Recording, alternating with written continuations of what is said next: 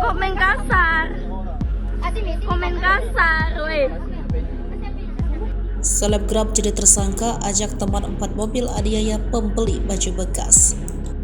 Polrestabes Makassar akhirnya mengamankan 2 orang pelaku penganiayaan terhadap Dia Puspitasari yang merupakan pembeli pakaian bekas atau thrifting di online shop.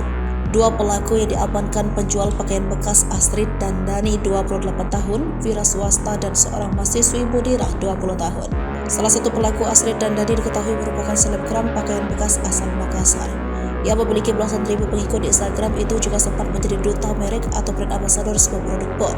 Kasat Reskrim Polrestabes Makassar AKBP Ridwan Jason Maruli Hutagor yang dikonfirmasi Senin 27 Februari 2023 mengatakan kasus penganiayaan ini bermula saat korban membatalkan pembelian baju bekas yang sudah dibeli. Korban membatalkan pesanan karena barang belum juga dikirim. Korban pun meminta uang dikembalikan sehingga membuat Astrid marah. Ridwan mengungkapkan jika pelaku Astrid menendang dan memukul korban. Sedangkan pelaku Mudirah memegangi kedua tangan korban sehingga pelaku Astrid leluasa melakukan penganiayaan.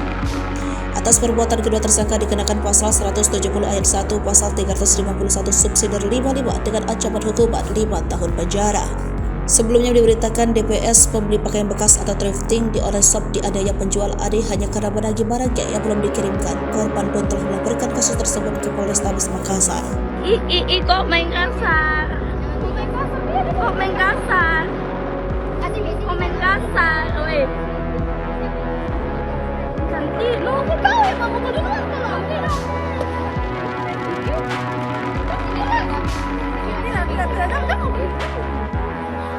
Enggak, tapi yang beko.